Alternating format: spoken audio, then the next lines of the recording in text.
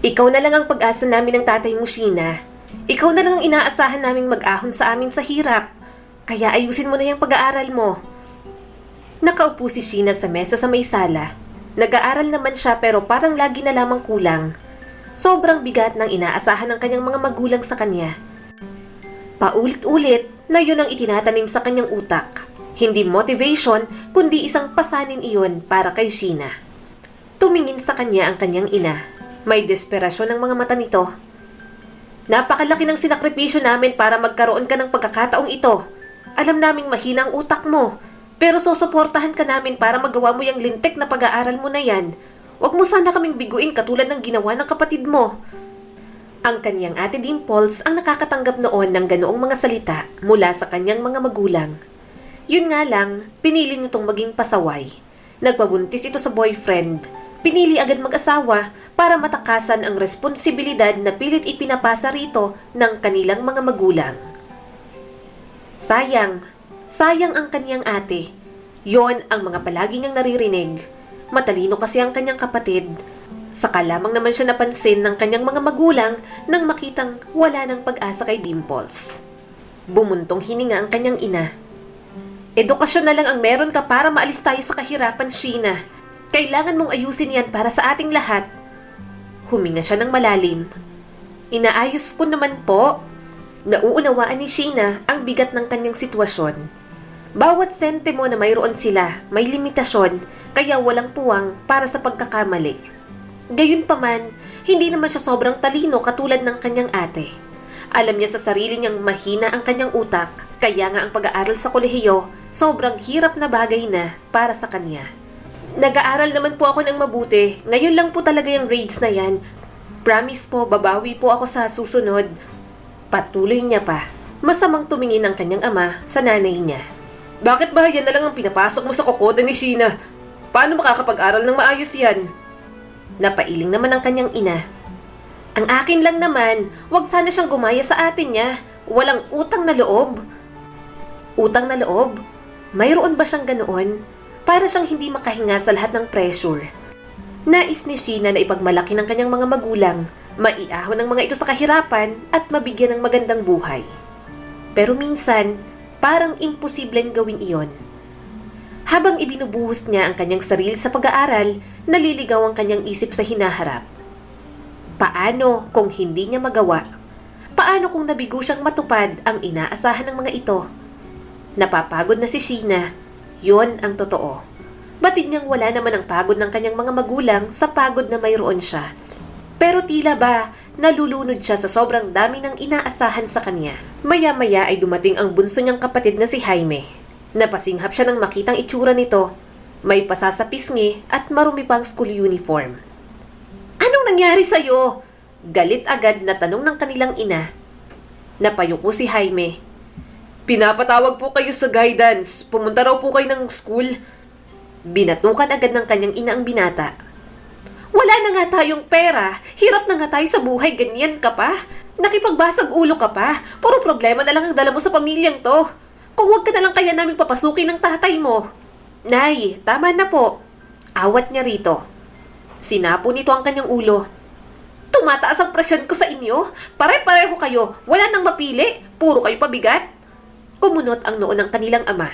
Ninita, tama na nga sabi yan. Masasakit ng mga salitang sinasabi mo sa mga bata. Napairap naman ito. Paano hindi magiging masakit kung ganyan silang lahat? Mga walang pakisama. Pag-aaral na nga lang ang gagawin, hindi pa gawin ng tama. Akala nyo ba pinupulot lang namin ang perang panggastos sa inyo, ha? Ako ng tanggap ng labada. Eto namang tatay ninyo, magkano bang kinikita sa pagre-repair ng sapatos? Matanda na yung si Badong, pati na rin ako. Abay, maawa naman kayo sa amin. Bumuntog hininga na lamang si Sheena. Palagi na lamang ganoon ang senaryo sa bahay nila. Palagi na lamang sa kanila isinusumbat ng mga anak ang mga naibibigay ng mga ito sa kanila. Para bang ang ginagawa ng kanilang mga magulang, utang nilang mga anak na kailangang bayaran pagdating ng panahon. Ano, ganun pa rin si nanay at tatay? Galit pa rin sila sa akin? Mahinang tanong sa kanya ni Dimples. Bumuntong hininga si Sheena at tiningnan ng anak nito. Ano pa bang bago, Ate Dimples? Hindi naman yata nawawala ang galit sa'yo ng mga magulang natin. Yung pressure na binibigay nila sa'yo nun, sa akin napunta kahit alam nilang mahina ang utak ko. Dumaan ang lungkot sa mga mata ni Dimples. Sana mapatawad na nila ako. Nangyari na to eh. Wala na akong magagawa. Lumabas na naman ang anak ko eh. Saka ayos naman ang napangasawa ko kahit paano. Napailing si Sheena. Maayos pero hindi mag-aahon sa atin sa hirap. Alam mo naman si nanay, laging ganun ang mindset. Gusto niyang magtapos tayo para makaahon na tayo sa hirap. May inabot sa kanyang kapatid. Eto, pera. Alam kong maraming gastusin sa college. Baka kailangan mo. Nanlaki ang mga mata ni Sheena. Ano ka ba, Ate Dimples? Wag na. Hindi mo na ako dapat bigyan. Alam kong kay Kuya Greg ka na lang naman kumukuha ng pera. Budget niyo tong mag-iina. Umiling naman ang kanyang kapatid. Hindi, sobra yan. Gusto kasi talaga kitang abutan. Tulong ko na at pasasalamat ko sa'yo. Kasi palagi mo kong iniintindi. Napangiti siya. Siyempre naman, sino pa bang magdadamayan kundi pamilya? Saka ate kita, hindi naman kita matitiis. Pagkatapos dumaan sa bahay ng kanyang ate, dumiretso na siya sa school. Mamaya pang klase niya, kaya balak niya munang tumambay sa library. Naglalakad siya sa hallway nang sumabay sa kanya si Jacob. Jacob, panimula ni Sheena. Hindi ba't sinabi ko na sa iyong tigilan mo na ako? Wala kang mapapala sa akin. Bahagyang napawi ang ngiti nito. Sheena, gustong-gusto nga kita. Ayoko ngang sumuko, di ba? Hindi naman kita pinipressure na sagutin ako ah. Huminga ng malalim si Sheena. Pinapahalagahan kong nararamdaman mo para sa akin. Pero hindi ko kayang suklian sa paraan na gusto mo. Wala pa sa isip ko yan. Binalot ng kalituhan si Jacob. Anong ibig mong sabihin, Sheena? Wala ka pa talagang nararamdaman para sa akin? Kahit kaunti lang. Umiling naman ito. Hindi tungkol sa nararamdaman ko sa iyo, Jacob. Tungkol ito sa kailangan ko ngayon. Kailangan kong mag-focus sa aking pag-aaral at hindi ko kayang gumawa ng anumang distractions. Hindi ko kailangan ng mga ino-offer mo sa akin ngayon. Kitang-kita ang pagkadismaya ni Jacob. Pero Sheena, hindi ako magiging distraction sa'yo. Gusto ko lang na nandyan ako para sa'yo, para suportahan ka sa anumang paraan na magagawa ko. May sinseridad na sinalubong ni Sheena ang mga mata nito. Alam kong mabuti ang hangarin mo sa akin, Jacob, pero kailangan kong ituon ang lahat ng atensyon ko sa aking pag-aaral. Hindi ko kayang hayaan ng anumang bagay o sino man sa pagitan ko at ng mga dapat kong gawin. Ako na lang ang inaasahan sa pamilya namin. Sana maintindihan mo yon. Nangilid ang mga luha sa mata ni Jacob. So, sinasabi mo, ayaw mo akong makasama? Ramdam ko eh. Alam kong meron akong pag-asa sa'yo. Kaunting suga lang naman sa akin ang hinihingi ko. Umiling si Sheena. Sa totoo lang, hindi naman talaga mahirap magustuhan si Jacob. Yun nga lang, hindi ito ang kanyang priority. Disappointment ang huling naiisip niyang ibigay sa kanyang mga magulang. Puno ng simpatya ang boses ni Sheena. Hindi naman sa ayaw kita, Jacob. Ito ay tungkol sa pagpaprioritize ko kung ano ang mahalaga sa akin ngayon. At ngayon, uunahin ko ang pag-aaral ko. Isang matinding katahimikan ang namayani sa kanilang dalawa. Ibinaba ni Jacob ang tingin. Hindi siya nito matingnan ng diretsyo sa mga mata. Naiintindihan ko, Sheena. Sa wakas ay nasabi ni Jacob na may bahid ng lungkot sa boses. Sa mabigat na puso, pinanood ni Sheena si Jacob na umalis sa kanyang tabi. Para siyang may pinakawalang mahalagang bagay sa kanya. Gayunpaman, alam niyang hindi niya rin naman pipiliin ang lalaki. Mapapaasa niya lang ito. Marami pa siyang kailangang gawin para sa kanyang sarili at sa pamilya. Palaging pag-aaral ang nasa isip ni Sheena. Parang hindi niya na nga alam ang salitang pagod. Hindi niya na malayang inaabuso niya na ang kanyang sarili. Ate Dimples, bakit nandito ka? Baka pagsalitaan ka na naman ng kung ano-ano ni nanay. Nang hihinang sabi ni Sheena sa kapatid. Umiling si Dimples. Hayaan mo na, magbubunga nga lang naman yon. Sinabi sa akin ni Jaime na may trangkaso ka. Nag-aalala ko sa'yo, sinasagad mo ang sarili mo sa pag-aaral. Kapag hindi mo kaya magpahinga ka, huwag mong abusuhin ang katawan mo. Okay na naman ako, Ate Dimples. Hindi ka na dapat mag-alala. Final year na rin kasi kaya sobrang busy talaga. Nakangiting sabi niya rito. Ano bang mga plano mo pagkatapos ng college? Tanong sa kanya nito habang nagsasandok ng lugaw. Ginalikot ni Sheena ang laylayan ng kanyang damit. Ramdam niyang bigat ng inaasahan ng kanyang mga magulang. Lagi naman siyang nagpapadala sa dikta ng mga ito. Gusto kong pumunta ng Maynila, ate. Pagtatapat niya, ang boses ay halos pabulong na. Napataas ang kilay ni Dimple sa gulat. Maynila? Alam kong maraming opportunity sa lugar na yon, pero hindi ka naman sanay na mamuhay sa syudad. Akala ko pagkatapos mo, dito ka maghahanap ng trabaho. Ano bang meron sa Manila na hindi mo mahanap dito? Huminga ng malalim si Sheena. Yun ang gusto ni nanay at tatay. Alam mo yon, kasi yun din naman ang inaasahan sa'yo noon. Palagi nilang pinapangarap na pumunta ako sa lungsod, makahanap ng magandang trabaho at mabigyan sila ng mas magandang buhay. Saka, alam mo rin dito sa atin, may mga kapit lang naman sa matataas na tao ang nakakatanggap ng magandang trabaho. At wala tayong ganun, Ate Dimples. Tumaas ang isang kilay ng kapatid niya. At sa Maynila, hindi rin kailangan ng kapit o koneksyon. Mas matindi pa nga ang mga tao roon. Huminga siya ng malalim. Mas okay nang makipagsapalaran kaysa mabulok sa probinsyang ito, ate. Alam kong hindi magiging madali yon, pero alam ko rin naman na wala akong mararating sa pagstay ko rito sa probinsya. Walang pagkakataon para sa akin dito, lalo na hindi ang uri ng mga pagkakataon na hinahanap ng mga magulang natin. Bumuntong hininga si Dimples. Pero pwedeng maging isang mahirap na lugar ang Maynila, lalo na para sa isang katulad mo na hindi pa nakakapunta doon. Kilala kita, mahina ang loob mo. Nahihirapan ka rin sa diskarte. Sa Maynila, hindi lang talino ang ginagamit. Dapat may diskarte ka din. Batid niya iyon sa kanyang sarili. Pero anong gagawin niya kung tinutulak siya ng kanyang mga magulang na gumawa ng mga bagay na hindi niya naman gusto? Umiling si Sheena. Pero kailangan kong subukan, ate. Bahala na. Yun din ang gusto ni nanay at tatay. Ayokong makarinig ng sumbat mula sa kanila. Ayoko talaga, ate. Yung mga natatanggap mong masasakit na mga salita mula sa kanila dati, ayokong sabihin din nila sa akin yon. Hindi ko gustong mabigo sila. Pinisil ni Dimples ang kanyang mga kamay. Alam kong nahihirapan ka na. Hindi mo sinasabi sa akin pero ramdam ko. Ipangako mo lang sa akin ng isang bagay. Ipangako mo sa akin na aalagaan mo palagi ang sarili mo at humingi ka ng tulong kung kailangan mo, ha? Muling bumalik sa pag-aaral si Sheena nang gumaling siya. Yun nga lang, mas lalong naging hamon sa kanyang mga ginagawa sa eskwelahan. Kinakagat niya ang kanyang mga daliri ng mga sandaling iyon.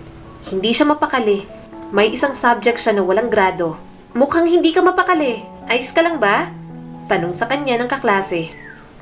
Napakagatlabi si Sheena. Bagsak ako sa isa kong subject. Major pa naman. Ikaw, anong grade mo doon? Sumagot naman ito. Okay naman, try mo kayang kausapin ng prof natin. Baka magawa niya pa yan ng paraan. Marahan siyang umiling. Mukhang hindi na kaya to. Napasa na eh, bagsak talaga.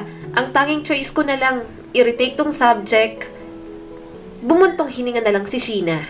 Alam niya rin namang sunod-sunod ang mga naging bagsak niya sa exams. Umaasa siyang kahit pasang awa man lang. Gumagawa naman siya ng mga ipinapagawa nito, pero bagsak pa rin talaga. Ano? Bagsak sa isang subject mo? Gulat na tanong ng kanyang ina. Bumibilis ang tibok ng puso ni Sheena habang nakatayo sa harap ng kanyang mga magulang. Takot na takot talaga siyang sabihin ang tungkol sa kanyang grado. Inaasahan niya na ang mga sasabihin nito. Halos pabulong na lang siyang sumagot. Nahirapan po kasi talaga ako sa subject. Nabagsak po ang grades ko. Sorry po talaga.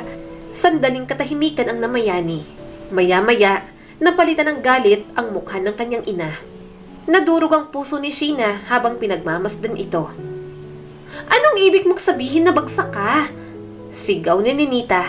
Napakarami na namin isinakripisyo para sa pag-aaral mo, tapos sasabihin mong may bagsak ka? Lintik na buhay to.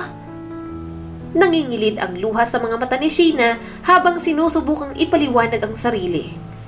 Ginagawa niya naman ang lahat ng makakaya niya. Pero palaging kulang pa rin. Paano ka naging irresponsable ng ganito? Kung kailan ka pag-graduate saka pa ganyan?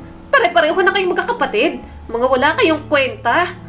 Nanginginig ang boses sa galit ng kanyang ina. Nagsalita naman ang tatay niya. Ninita, yung bunganga mo. Ano ba? Tama na. Kalmado lang ito pero katulad ng kanyang ina, masama rin ang loob. Sorry po talaga. Aayusin ko na po sa susunod. Pangako po. Matama niyang sabi sa mga ito. Napairap si Ninita. Aayusin! Gastos na naman! Puro na lang problema! Bakit ba kasi ang hina ng kokote mo? Kung sana lang, sa'yo na lang ang utak ng ate mo, hindi ka sana babagsak. Makaalis na nga! Wala talagang asenso sa pamilyang to! Napayuko na lamang ulit si Sheena. Gustong-gusto nang sumabog ng mga luha niya pero pinipigilan niya iyon. Ano nang balak mo ngayon? Mahinahong tanong ng kanyang ama. Suminghap si Sheena. May bayad po kasi kapag nag-retake ako, saka hindi po ako sabay na makakagraduate sa mga kabatch ko dahil po sa bagsak kong subject. Bumuntong hiningang kanyang ama. Sige lang anak, gagawa ng paraan si tatay ha. Mangungutang ako. Basta ayusin mo lang. Huwag mo nang intindihin ang mga sinasabi ng nanay mo. Marahan siyang tumango. Sorry po talaga. Nang maiwan siyang mag-isa sa sala, tuluyang bumagsak ang kanyang mga luha. Iniyak niya lang ang bigat at pagod na kanyang nararamdaman. Nasa bingit na siya ng pagsuko. Gusto niya nang umayaw pero wala rin naman siyang lakas ng loob sabihin iyon sa kanyang mga magulang. Kaya nang dumating ang Ate Dimples niya sa bahay, hindi niya napigilang magsalita ng kung ano-ano. Gusto niya na lang talagang may masisi. Hindi niya na talaga kaya ang pressure na pinapadama ng nanay at tatay niya sa kanya. Nasaan sina nanay at tatay? May dala kong pansit at mga ulam para sa inyo. Nagkaroon kasi ng handaan sa kapatid ng asawa ko. Maraming binigay kaya dinala ko rito. Naalala ko rin na favorite mong pansit. Nakangiting sabi ni Dimples habang inilalagay ang mga pagkain sa plato. Binulyawan niya ito. Hindi ko kailangan yan.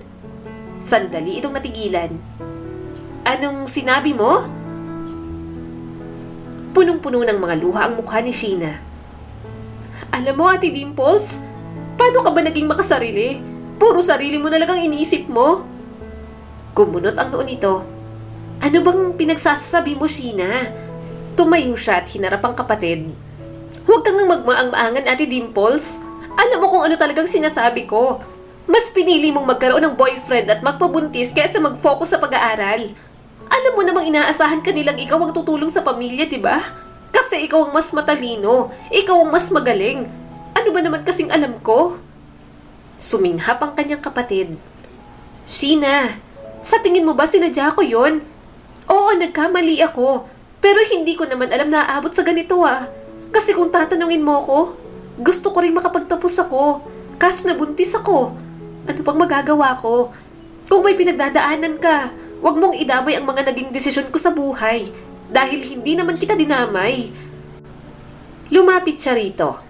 Talaga? Hindi mo ko dinamay, ate? May kahihinat na ng mga desisyon mo. Sa akin ibinigay ang responsibilidad na dapat sanay sa'yo. Tamang pagpapasarap ka lang kasama ng asawa at anak mo habang ako. Bumaha ang galit sa mukha ni Dimples. Hindi ko hiniling na saluhin mo ang lahat ng expectations ni nanay at tatay sa akin, Sheena. Hindi ko hiniling na pasanin mo ang bigat at inaasahan ng pamilya natin sa akin. Naninikip ang dibdib ni Sheena. Hindi mo hiniling pero kailangan may gumawa, di ba?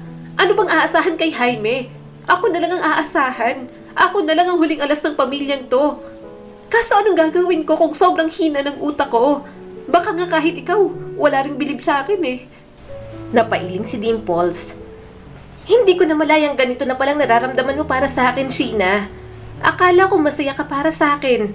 Dahil sa lahat ng tao, ikaw ang unang lumapit sa akin nung panahong tinalikuran ako ng mga magulang natin. Nanlaki ang mga mata ni Sheena. Masaya? Paano ako magiging masaya kung ako na lang ang natitira sa pag-asang nakikita ni nanay at tatay? Ang bigat na. Pagod na ako. Gusto kong magreklamong hindi ko na kaya pero tuwing isusumbat nila sa akin marami na silang nasakripisyo para sa akin. Parang walang lugar para mapagod ako. Kasi alam mo kung bakit? Ako ang inaasahan nila sa kakulangang hindi mo napunan. Alam kong simula pa lang, Ate Dimples, alam mo na yun. Bumagsak ang mga luha ng kanyang ate. Hindi ko sinasadya na maramdaman mo yan, Sheena. Akala ko naiintindihan mo na kailangan kong gawin ang pinakamabuti para sa akin. Dinuro niya ito. Mabuti para sa'yo? Paano ang tungkol sa kung anong mabuti para sa pamilya natin? Paano naman ang mga pangarap ni nanay at tatay para sa atin? Dapat tulong-tulong tayo, di ba? Bakit ako lang? Bakit pakiramdam ko pinasa mo sa akin lahat?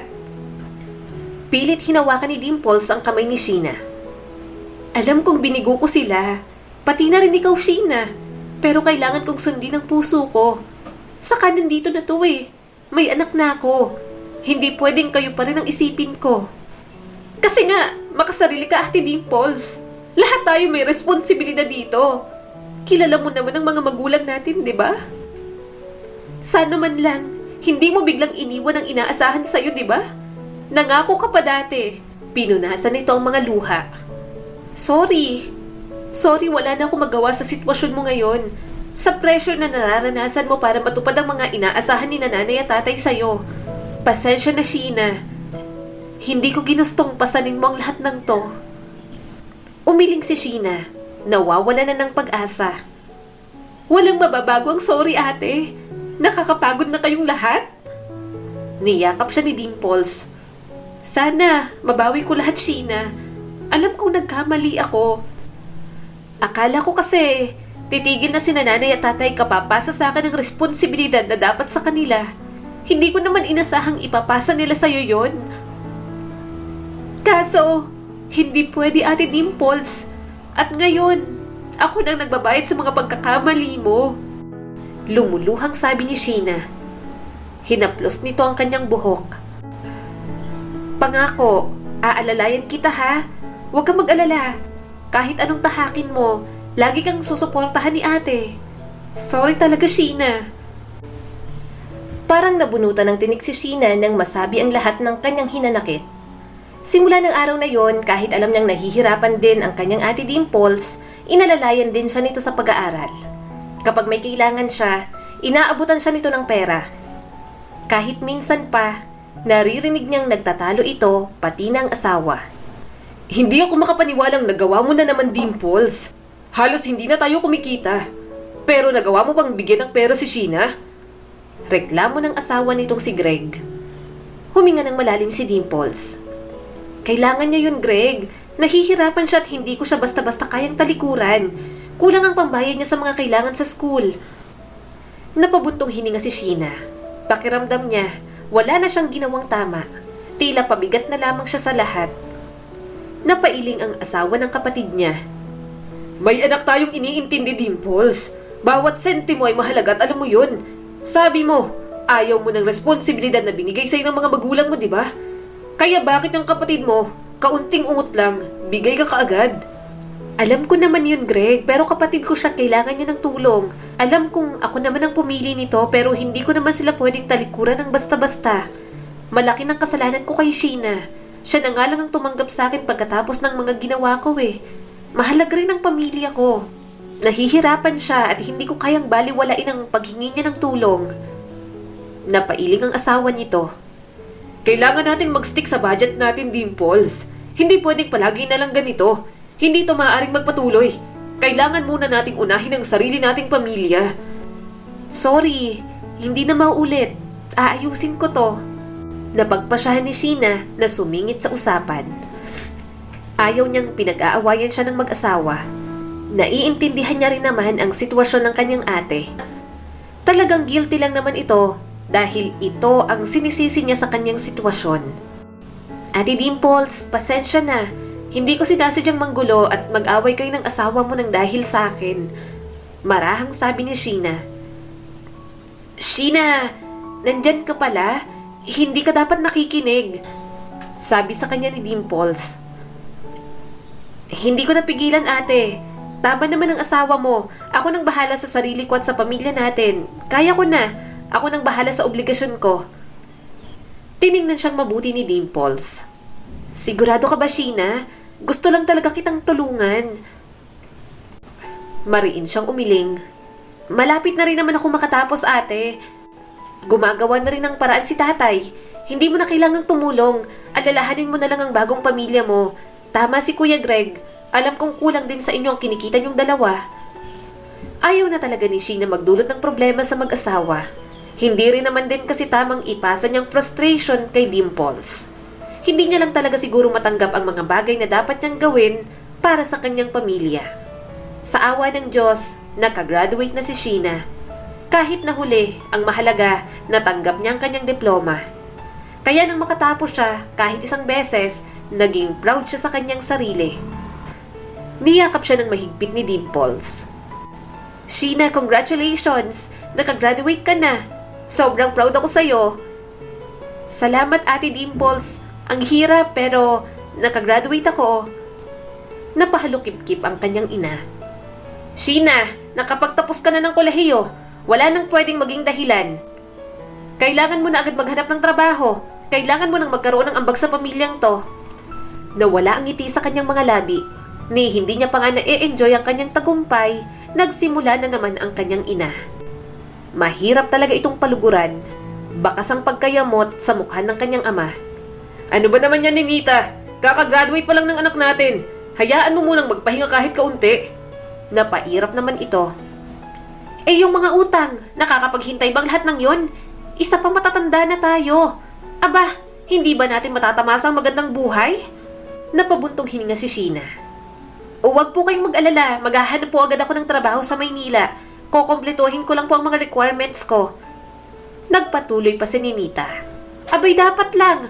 Ilang taon na rin namin ginapang ng tatay mo ang pagpapaaral sa'yo. Kailangan makapag-abot ka na sa amin. Kailangan mong maging pursigido sa paghahanap mo ng trabaho. Baka mamaya, gumaya ka dyan sa ate mo, nag-asawa agad. Wala naman po sa isip ko yan, ay. Kahit po boyfriend, hindi ko po naisip na magkaroon. Tumulong po sa pamilyang uunahin ko. Huwag po kayong mag-alala. Muling nagsalita ang kanyang ama. Tama na yan. Ang mabuti pa, kumain na tayo sa labas. May natabi pa akong pera dito. Minsan lang tong may nakagraduate sa pamilya natin. Kaya dapat, i-celebrate natin. Nauna nang maglakad ang kanyang mga magulang. Sa tuwing naririnig ni Sheena ang mga salitang iyon mula sa ina, parang wala na siyang ginawang tama. Iniisip niya kung hanggang kailan ba siya dapat na may patunayan sa mga ito. Okay lang yun, Sheena. Huwag mo na lang isipin ang sinabi ni nanay. Sabi sa kanya ni Dimples. Umiling si Sheena. Pinipilit nila akong makahanap ng trabaho sa lalong madaling panahon, ate. Hindi ko pwedeng baliwalain yon. Bakas ang guilt sa mukha ng kanyang kapatid. Sorry. Malungkot na napangiti si Sheena. Huwag kang mag-sorry, ate. Hindi ko rin naman kasi dapat isisi sa'yo lahat. Pero nakaka-stress. Alam mo ba? Pakiramdam ko kailangan kong tuparin ang mga inaasahan nila. Hinawakan ni Dimples ang kaniyang kamay. Basta kapag may problema ka, lagi kang magsabi sa akin. Kapag sobrang bigat na ng nararamdaman mo, pwede kang magkwento sa akin. Nandito lang ako palagi para sa iyo, Sheena. Kahit ano pa yan, may pamilya na ako. Madalas pa tayong mag-away pero ate mo pa rin ako. Sa lahat, ako pa rin ang magiging kakampi mo. Napangiti si Sheena. Salamat sa suporta mo, ate. Palagi kang nandyan para sa akin. Pero akala ni Sheena, kapag nakagraduate na siya, sigurado ng tagumpay. Yun naman pala, mas malupit pa ang mundo paglabas niya sa kanyang comfort zone. Akala ni Sheena, mabilis siyang makakahanap ng trabaho. Pero ilang beses na siyang tinatanggihan sa mga ina-applyan niyang kumpanya. Hindi niya yun masabi sa kanyang mga magulang. Tanging ang kanyang ate Dimples ang kanyang nasasabihan tungkol sa mga problema. Sheena, anong meron? May problema ka na naman ba? Tanong ni Dimples habang ka-video call niya ito. Itong mga job application, ate Dimples. Akala ko kapag nakagraduate na ako, madali lang ang paghahanap ng trabaho. Pero ilang beses na akong nare-reject. Nawawala na ako ng pag-asa. Paubos na rin ang baon ko rito. Mas lalo akong natatakot na mawalan, lalo na't wala pa akong nahahanap na trabaho.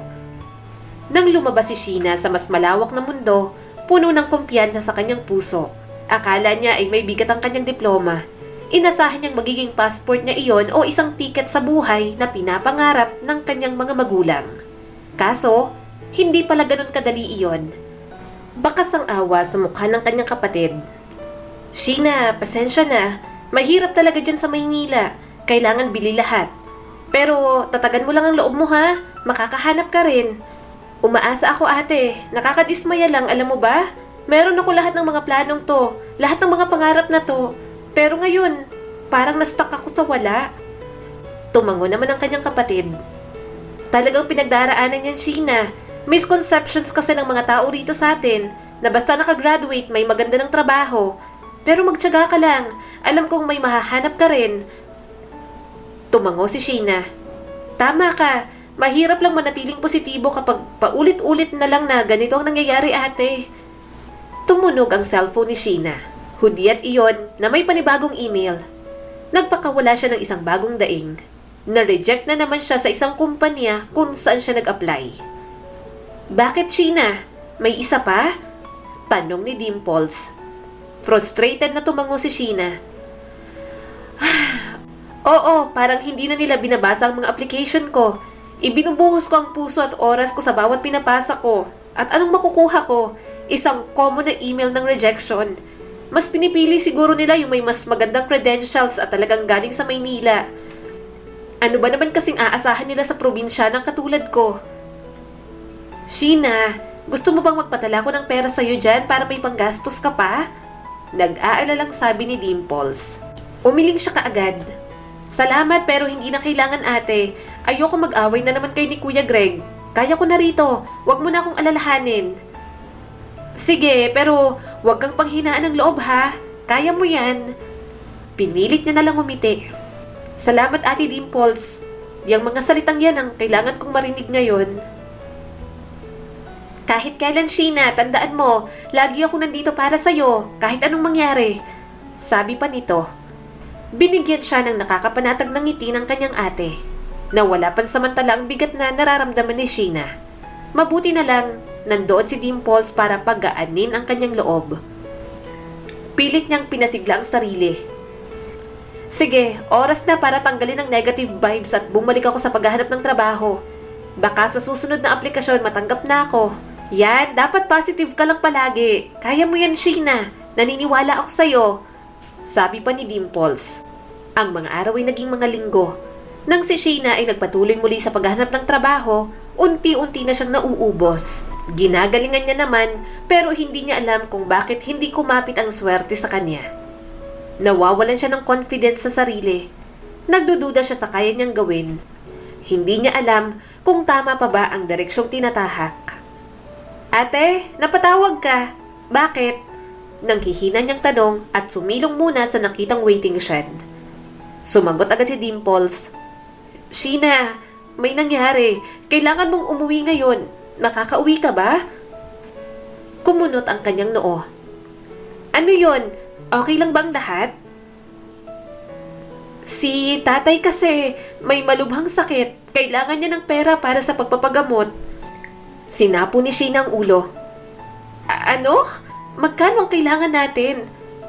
Hindi ko alam, pero malaking gastos to. Tugon ng kanyang kapatid. Gusto niya nang umiyak.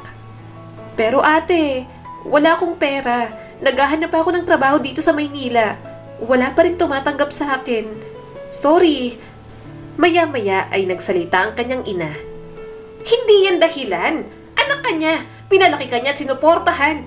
Ngayong ikaw ang mag-aalaga sa kanya, wala kang tulong na maibigay? Ang tagal-tagal mo na dyan. Hanggang ngayon wala ka pa rin hahanap na trabaho?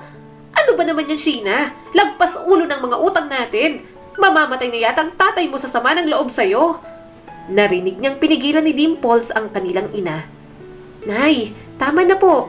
Nahihirapan po talagang maghanap ng trabaho si Sheena sa Maynila. Wala po akong mahanap na trabaho, nanay. College graduate po ako pero walang gustong kumuha sa akin. Marami rin pong aplikante katulad ko. Baka sanggalit sa boses ni Ninita. Hindi ko na yan problema. Kailangan mo gumawa ng paraan para mabigyan kami ng pera. Nahihirapan ang tatay mo rito. Ang bagal-bagal mo pa rin. Nangilid ang kanyang mga luha. Ginagawa ko naman po lahat sa abot ng aking makakaya pero wala po talaga eh. Nandyan ka na nga sa lungsod, wala pa rin. Abay, Sheena, gumawa ka ng paraan. Maging madiskarte ka naman. Mariing sabi ng kanyang ina. Sa sobrang galit ni Ninita, ibinalik nito ang cellphone sa kanyang ate. Kahit nasa labas si Sheena, hindi niya talaga napigilan ang kanyang mga luha. Sunod-sunod na pumatak iyon, kinuha niya agad ang panyo at tahimik na pinunasan ng mukha. Huwag mo nang isipin ang mga sinabi ni nanay, sadyang ganun lang yon. Ate, paano ang tatay? Ayos lang ba siya? Ayaw kong magsinungaling sa'yo. Hindi siya okay, Sheena. Nakaratay siya sa higaan dahil nahihirapan na siyang makatayo at makakilos ng maayos. Sandaling natahimik si Sheena. Sige, gagawa ko ng paraan. Anong gagawin mo? Wala ka pang ang trabaho. Alam kong nahihirapan ka. Puno ng pag-aalalang sabi ng kanyang ate. Pinigilan niyang mapahikbi. Ako lang, hindi ko lang alam ang gagawin ko. Takot na takot ako sa mga bagay na mararating ko. Umaasa sa akin sina nanay at tatay. Hindi ko sila pwedeng biguin. Alam ko, pero huwag ka masyadong mag-isip. Baka hindi ka makahanap ng trabaho dyan. Tutulong din naman ako kahit kaunti. Pamilya tayo, di ba? Alam kong umiiyak ka. Kilala ko yung boses mo na yan. Sabi pa ni Dimples. Kilala talaga siya ng kaniyang ate. Wala yata siyang maitatago rito. Ayaw niya na lang din namang mag-alala pa ito. Puno ng determinasyon ang boses ni Sheena. Gagawin ko, makakaya ko ate. Ipinapangako ko yan. Gawin mo lang ang kaya mo. Malalampasan natin to ha. Mukhang nasa labas ka. Tahan na. Huwag ka nang umiyak. Natapos ang tawag sa cellphone na mabigat pa rin ang loob ni Sheena. Hindi niya rin naman masabing may problema siya. Paubos na ang kanyang pera. Pamasahin na lang ang meron siya sa kanyang wallet. Gusto niyang humiram ng pera sa kanyang ate, pero nang marinig niyang may sakit ang kanyang tatay, hindi niya na itinuloy. Nanginginig ang mga kamay ni Sheena. Saan ba ako kukuha ng pera? Ano bang gagawin ko? Nag-ikot pa si Sheena, umaasang may trabahong makita. Gutom na siya. Wala pa siyang kinakain simula kaninang umaga. Napatingin siya sa karinderyang nadaanan. Kumakalamang sikmura niya, natatakam sa mga taong kumakain doon. Mabilis na lang siyang naglakad, may nasagi pa siyang tao.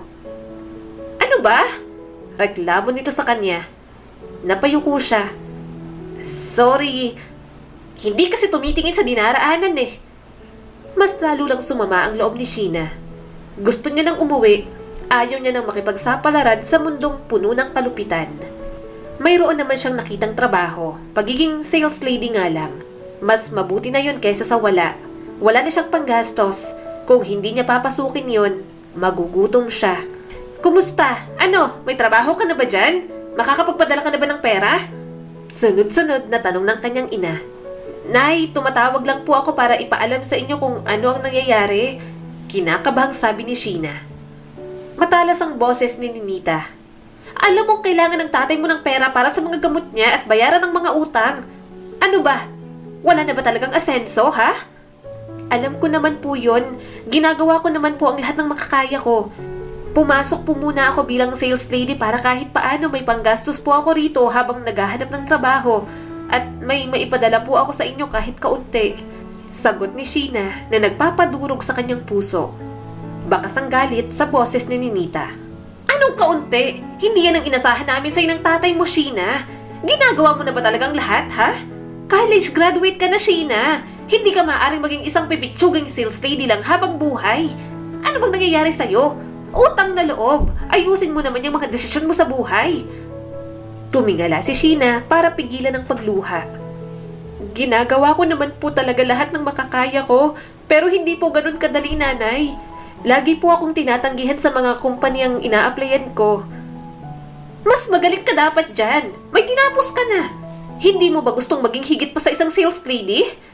Bulalas ni Ninita. Tumataas ang boses. Naramdaman ni Sheena ang pagtulo ng luha sa kanyang mga mata. Sino po bang may ayaw? Pero nanay, wala na po akong maisip na ibang paraan. Sorry po. Hindi mo ba naiintindihan, Sheena? Hindi sorry mo ang kailangan namin. Pera ang gusto namin. Kailangan ng tatay mo para sa sakit niya. Kailangan mong kumita ng mas maraming pera. Nanay, sinusubukan ko po. Wala po akong ibang mahanap. Pinanghihinaan na po ako ng loob. Hindi ko na po kaya. Sambit ni Sheena. Halos pabulong ang boses. Nagpatuloy pa ang kanyang ina sa masasakit na mga salita. Hindi ka pinanghihinaan ng loob. Tamad ka.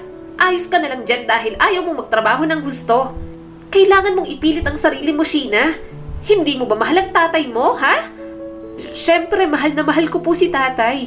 Sinusubukan ko po talaga pero wala po eh. Basag ang boses na sabi niya rito. Walang paalam na pinatay nito ang tawag.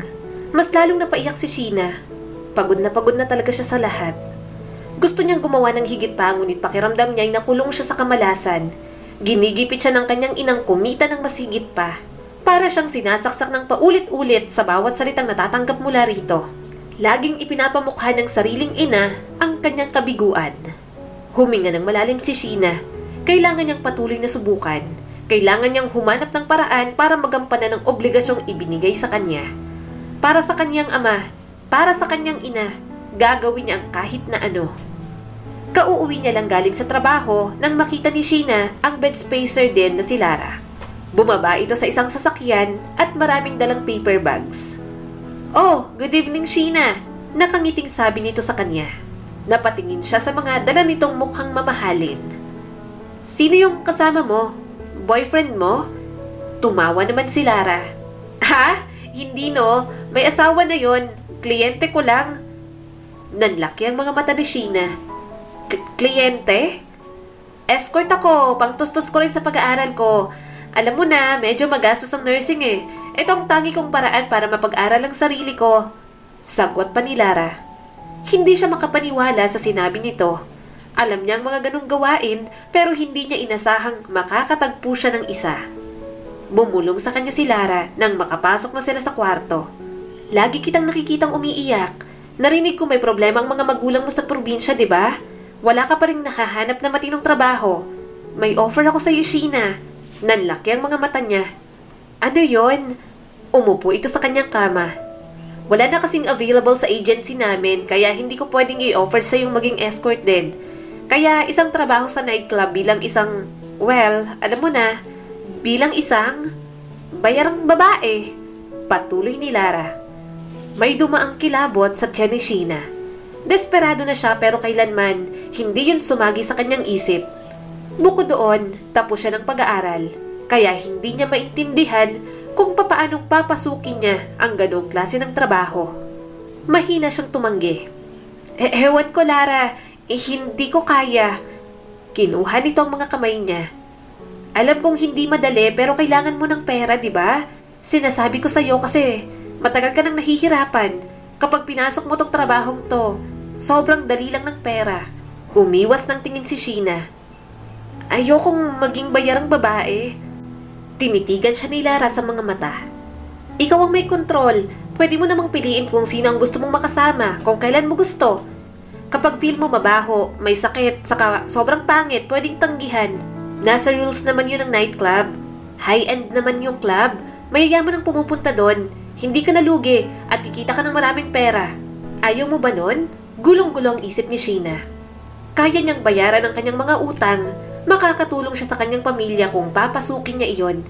At ang kanyang tatay, matutustusan na niya ang pagpapagamot nito. Kinuha ni Lara ang kanyang atensyon. "Tingnan mo, hindi kita pipilitin. Desisyon mo pa rin yan. Ngunit kung interesado ka, pwede kitang ilapit kay boss." "Salamat, Lara, pag-iisipan ko." Nauutal niyang sabi. Tipid itong ngumiti sa kanya. "Walang problema, ipaalam mo agad sa akin kung anong pasya mo, ha?" Sa paglipas ng mga araw, pinag-isipan niya yung mabuti. Kapag tinanggap niya yon, malaki ang mawawala sa kanyang sarili. Mababaliw na yata siya sa kaiisip, pero kung para naman sa pamilya niya, gagawin niya na lang din. Umupo si Sheena sa kanyang kama. Nakatitig siya sa dingding habang hinihintay dumating si Lara. Buo na ang kanyang desisyon, tatanggapin niya ang alok nito. "Lara!" Usal niya pagpasok nito ng kwarto. Tumaas ang mga kilay nito. "Oh, nakapagdesisyon ka na ba tungkol sa trabahong inaalok ko sa'yo?" "Oo, gagawin ko." Tiningnan siya nitong mabuti. "Sigurado ka ba? Wala nang atrasan kapag pumunta na tayo doon." Marahil siyang tumango. Huminga ng malalim si Sheena. Alam niyang delikado ang kanyang desisyon pero desperado na siya. Kailangan niya ng trabaho. Yun lang ang pinakamagandang opsyon na mayroon siya ngayon. Tinawagan niya ang kanyang ate Dimples pero hindi ito sumasagot. Ilang araw niya na rin hindi nakakausap ang mga ito. Simula ng huli nilang pag-uusap ng kanyang ina, hindi na muli pang tumawag ang mga ito. "Hintayin niyo ako, mababalik ko rin lahat ng sakripisyong ginawa niyo para makapagtapos ako ng pag-aaral." Bulong niya sa sarili. Tumayo si Sheena at pumunta sa cabinet. Naglabas siya ng manipis na damit at isang pares ng heels. Alam niyang hindi siya magiging komportable sa ganoong damit, ngunit handa siyang gawin ang lahat para makahanap ng trabaho. Isinuot niyang damit at takong bago tumingin sa salamin. Hindi niya nakilala ang taong nakatingin sa kanya pabalik. Hindi siya sigurado kung ano ang hinaharap. Ngunit determinado siyang gawin ang lahat sa pagkakataong iyon. Ikaw lang po ang nagparamdam sa akin, tatay, na may halaga ako, kaya gagawin ko po ang lahat para sa inyo, para gumaling kayo sa sakit ninyo. Muli niyang sabi bago lumabas sa kwarto. Sumakay lang sila sa taxi. Pagkarating sa nightclub, labis ang kaba sa kanyang dibdib. Inakay siya ni Lara sa masikip na nightclub. Patungo sila sa opisina ng amo ng club na si Tony. Kinakabahan man, ngunit tiniyak sa kanya ni Lara, nakikita siya ng mabilis sa kanyang papasukin. Nang makarating sila sa opisina, kumatok si Lara sa pinto. "Boss Tony, may gusto akong ipakilala sa'yo." Lumakas ang boses ni Tony mula sa loob. "Papasukin mo siya." Binuksan ni Lara ang pinto at pinapasok si Sheena. Malaking lalaki si Tony, kalbo ang ulo at makapalang bigote. Nakaupo ito sa likod ng isang napakalaking desk, napapaligiran ng mga salansan ng mga papel at walang laman na bote ng beer. "Boss Tony, si Sheena nga pala," sabi ni Lara sabay turo sa kanya. Interesado siyang magtrabaho dito sa club. Tiningnan ni Tony si Sheena, pataas at pababa. "Anong trabaho ang hinahanap mo? May experience na ba yan? Mukhang mahinhin. Baka biglang magwala yan kapag nahawakan." Huminga ng malalim si Sheena. "Hindi po ako magdudulot ng problema. Kailangan ko lang po talaga ng trabaho." Nagtaas ng kilay si Tony. "Talaga? At bakit naman? Mukha kang baguhan." Kinabahan si Sheena. "Kailangan ko ng pera. May sakit po ang tatay ko sa probinsya at wala po akong mahanap na trabaho na maganda ang kita." Sumandal si Tony sa upuan. "Well, palagi kaming gumagamit ng mas maraming babae dito. Pero warning lang, hindi ito madaling trabaho. Magtatrabaho ka ng mahabang oras at kailangan mong harapin ang mga customer natin. Depende sa gusto nilang gawin sa'yo. Pwede kang mamili o umayaw. Pero kapag pumayag ka na, hindi ka na pwedeng magreklamo o umurong." Tumango si Sheena. "Naiintindihan ko po. Handa po akong gawin ang lahat para kumita ng pera na kailangan ko." Lumapit ito sa kanya. May mainit na hininga at amoy ng beer. Napaiwas siya kaagad. Mahinang tumawa ang lalaki. "Baguhan nga. Kailangan mong ibigay ang kalahating porsyento ng kita mo sa akin. Kakailanganin mo rin magtrabaho ng hindi bababa ng 5 gabi sa isang linggo. At kailangan mong sundin ang lahat ng mga patakaran dito sa club," sabi pa ni Tony. Sa paglabas ni Sheena at Lara ng opisina, hindi mapakali si Sheena. Alam niyang hindi iyon isang magandang sitwasyon, ngunit wala siyang pagpipilian. Umaasa lang siyang makakakuha siya ng sapat na pera para makaalis sa gulo na yon at magpatuloy sa kanyang buhay. Napansin siya ni Lara. "Uy, magiging okay lang ang lahat. Kaya mo yan." "Salamat, Lara. Hindi ko alam kung anong gagawin ko kung wala ka." Hinanda na ni Sheena ang kanyang sarili sa bagong trabaho. Kabado agad siya sa unang customer na napusuan siya. Nanginginig siya habang hinahaplos nito ang kanyang buong katawan. Napapikit na lang siya nang may tumulong luha sa kanyang mga mata. Ang tanging niya lang iniisip ng mga sandaling yon, ang perang kikitain niya para sa kanyang pamilya. Simula ng gabing yon, nagbago na ang takbo ng buhay ni Sheena. Tuluyan na siyang naging bayarang babae. Lahat ng kinikita niya sa bawat gabi, iniipon niya para makapagpadala. Pero wala naman siyang makontak sa pamilya niya sa probinsya. "Saan ka pupunta?" tanong ni Lara sa kanya. "Uuwi muna ako. Kailangan ng pamilya ko ng pera. Gusto ko sanang ipadala na kaso hindi ko naman makontak." Tumango si Lara. "O sige, mag-iingat ka ha." Napangiti naman si Sheena. Nagmamadali siyang umalis ng bahay. Pagkarating sa terminal, sumakay agad siya ng bus. Pagkarating sa terminal, sumakay agad siya sa bus. Kahit paano, nakahinga na siya ng maluwag. May pera na siyang dala. Hindi na magagalit ang kanyang ina. Maipapagamot na rin niya ang kanyang tatay. Dahil na rin siguro sa sobrang pagod, nakatulog siya sa biyahe. Nagising na lang siyang malapit na siya sa babaan ng bus. Pasakay na siya ng tricycle papunta sa kanila nang mapagtanto niyang nawawala ang cellphone at wallet niya. Pasakay na siya sa tricycle papunta sa kanila nang mapagtanto niyang nawawala ang cellphone at wallet niya. "Nasaan yun? Bakit wala rito?" Nanginginig ang boses na tanong ni Sheena. Ginulo niya ang buhok nang mapagtantong nanakawan pa siya. Wala siyang ibang nagawa kundi ang umiyak. Wala siyang choice kundi ang maglakad papunta sa kanila. Yun nga lang, hindi niya inasahan ang bumungad sa kanya. Hindi niya na naabutang buhay ang kanyang ama. Burol na lamang ang kanyang inabot. "Tatay!" Tinulak siya palabas ng kanyang ina. "Anong ginagawa mo rito, ha? Wala kang utang na loob. Namatay na sa sama ng loob ang tatay mo. Wala kang kwentang anak. Hindi na maawat ang paghikbi ni Sheena. Nanay, sorry po. Gumawa naman po ako ng paraan pero... Pero ano? Huli ka na. Pagkatapos ka naming patapusin ng tatay mo, ito lang ang igaganti mo? Ha? Malakas na sigaw ni Ninita. Itinayo siya ng kanyang ate Dimples.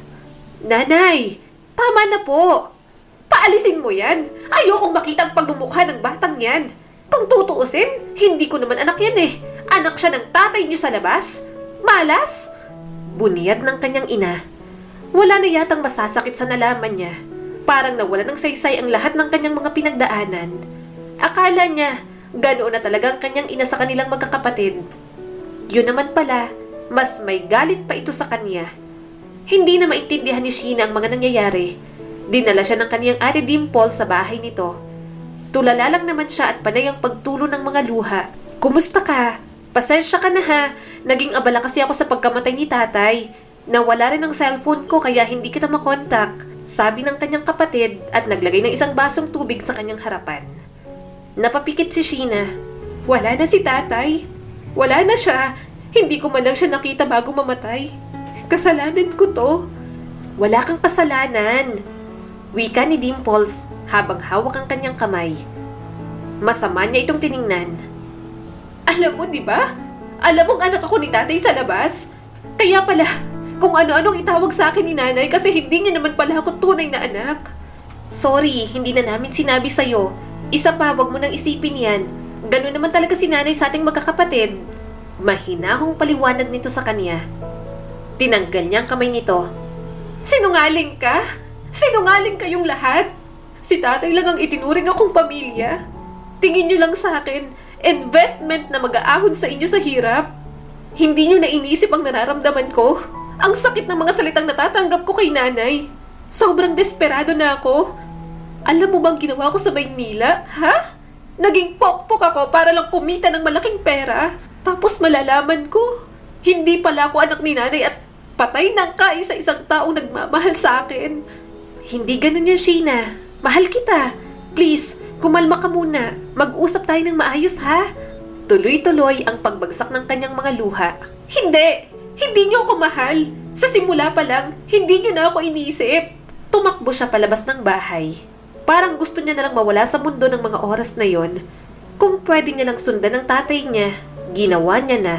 Sa kabilang banda, nagluluksa pa rin si Dimples sa pagkawala ng kanilang ama. Hindi niya na alam kung paano pa maayos ang pamilyang mayroon sila noon. Bukod doon, simula nang umalis si Sheena sa bahay nila, hindi niya na ito muling nakita pa.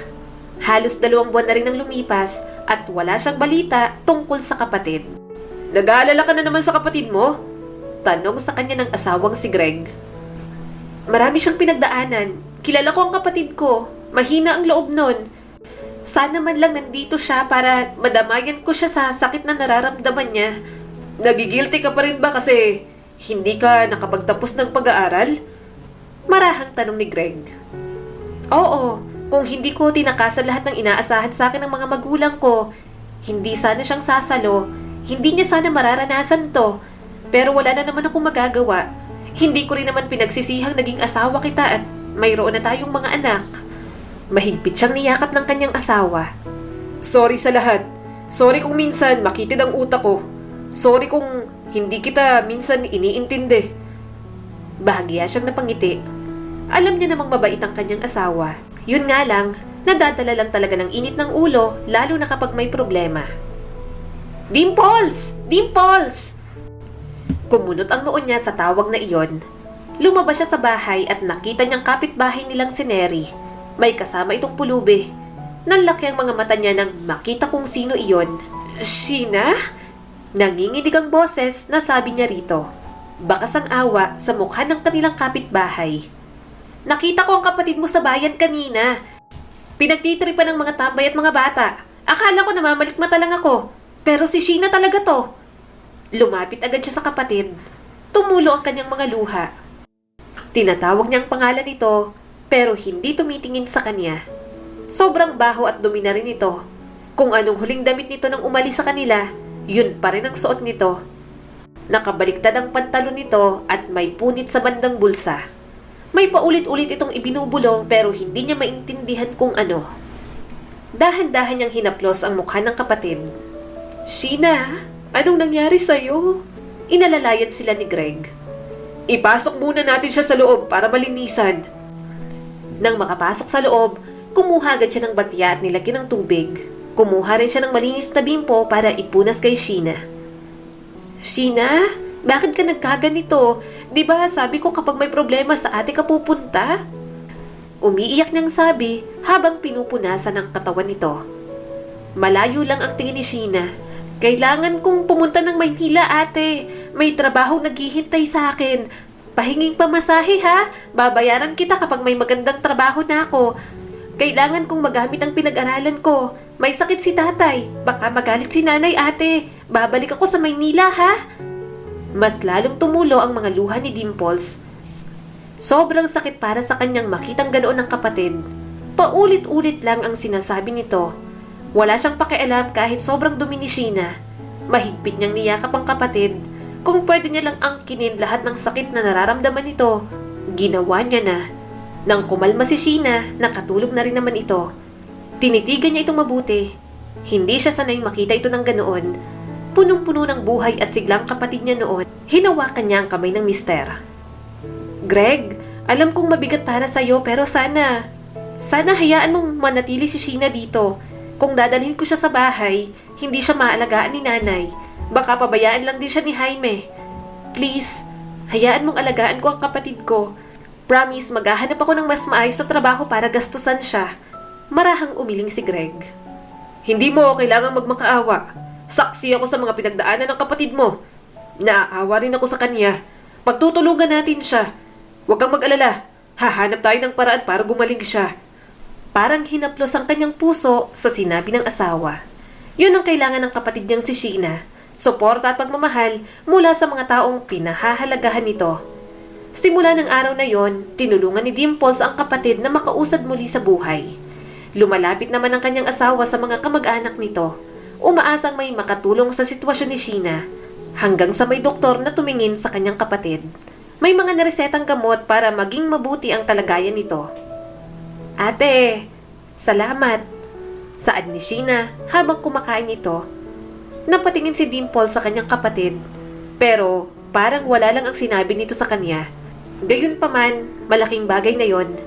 Hinaplos niyang buhok nito. Kapit lang Sheena, gagaling ka rin. May pag-asa pang naghihintay sa'yo. Kahit napapagod si Dimples, ginawa niya ang lahat ng makakaya niya para kay Sheena. Hindi niya ito susukuan.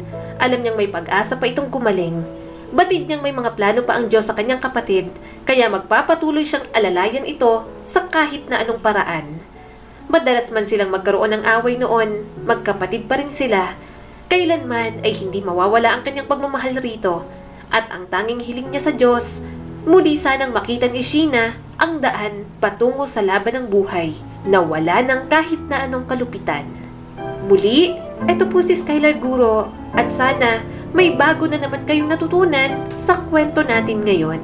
Maraming salamat po.